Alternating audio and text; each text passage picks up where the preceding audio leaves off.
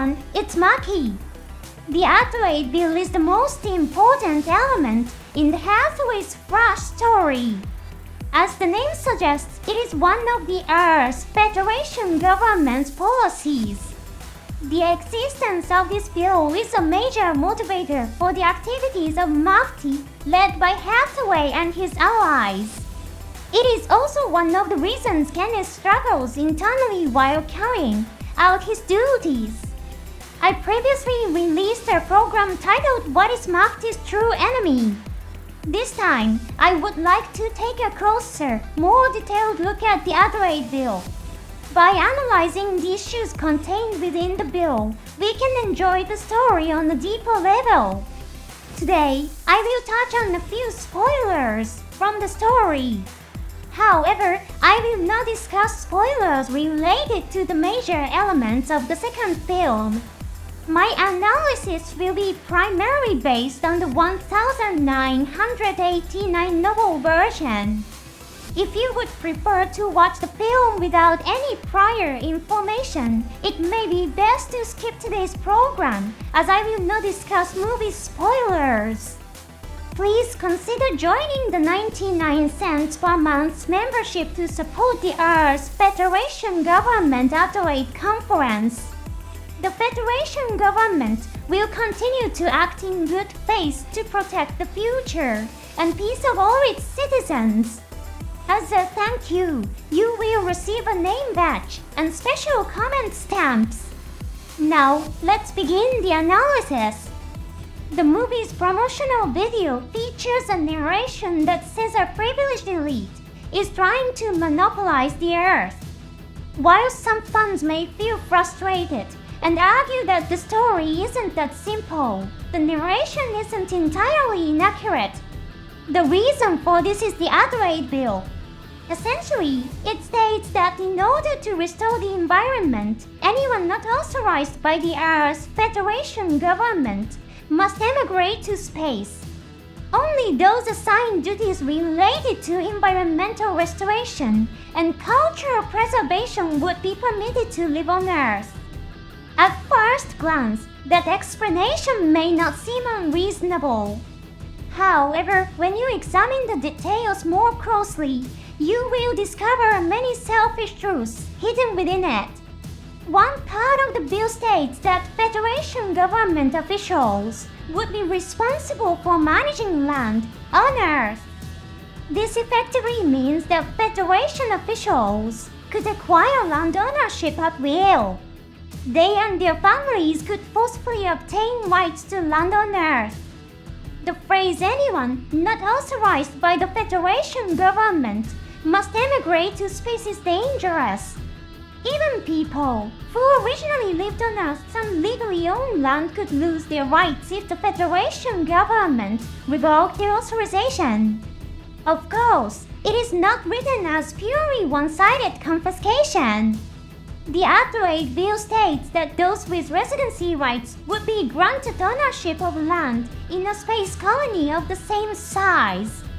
However, it does not specify what kind of land in space colonies would be provided.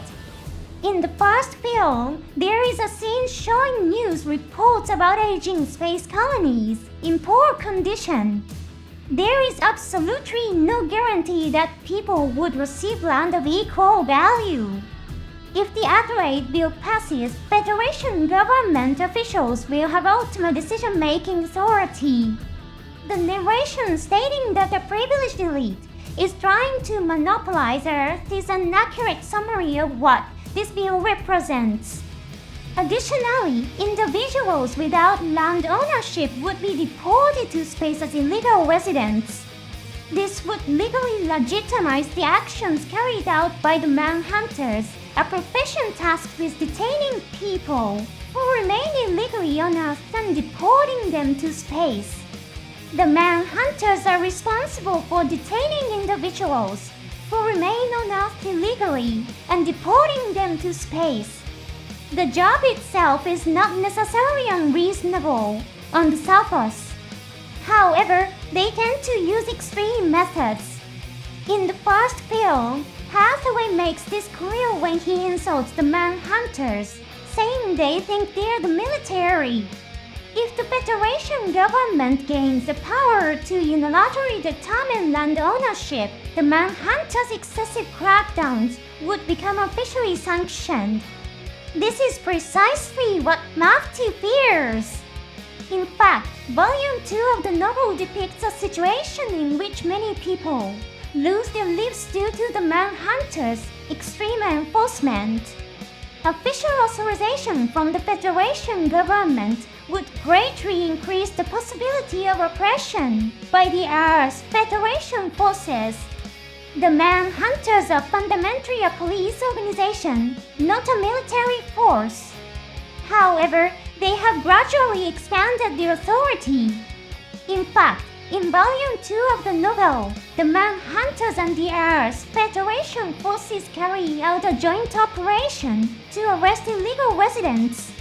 The many deaths caused by excessive crackdowns I mentioned earlier occur during this operation.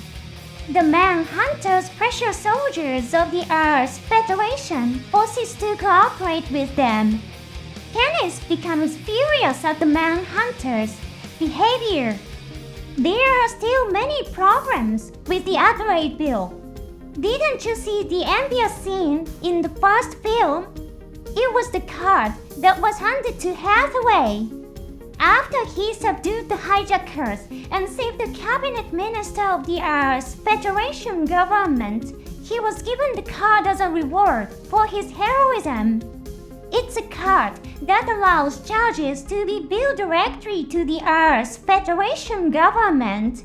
In effect, it's a magic card that allows for unlimited spending. It's an extremely privileged item.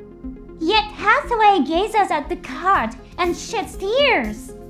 Though it is just a small card, it embodies the arrogance and heavy-handedness of the Earth's Federation government. This kind of reality still exists. In Volume 2 of the novel, a cabinet minister appears who tries to cover up a massacre carried out by the Earth's Federation forces. If a Federation official claims something is a lie, that lie can become the accepted social truth. Now, combine this reality with everything we've discussed so far. Don't you notice something frightening? Earlier, I mentioned that anyone not authorized by the Earth's Federation government would be forced to leave for space. The phrase authorized by the Federation government is the truly serious issue here. Authorization is not guided by moral order, but can be swayed by the personal whims of Federation officials. Furthermore, Federation officials are not chosen through a democratic process. In this era, they are largely determined through hereditary succession. One reason for this is that people living in space have largely lost interest in Earth's politics. I introduced this idea in a previous program. Through the Adelaide bill, a privileged elite would effectively monopolize Earth.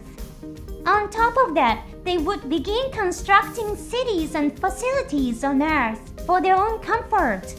This would damage and pollute the environment. This is one of the things Maki is trying to prevent. There are still more problems with the Adelaide bill. One issue is that it could cause a new war.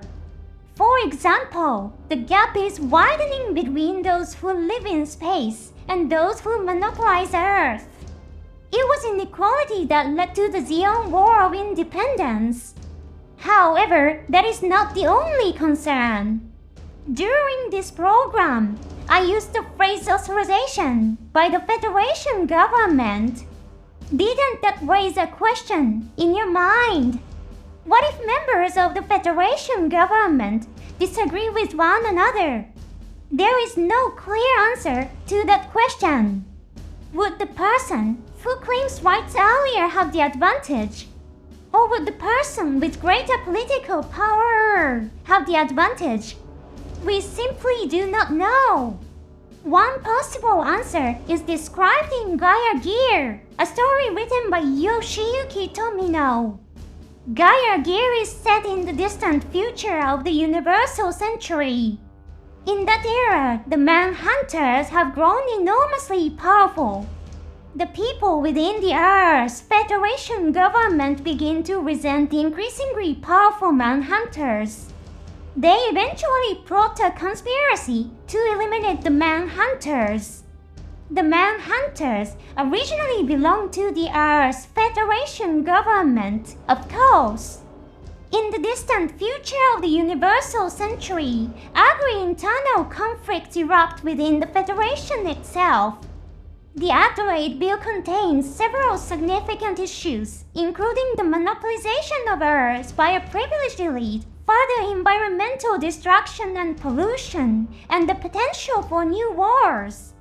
However, the novel explains that the bill is written so cleverly that its problems cannot be discovered without very careful examination of the text. The threat creeping up on humanity was not an alien invasion or dictator seeking world domination. Rather, it was the desire to monopolize something of value. Thank you so much for watching until the end. I'll see you again in the next program.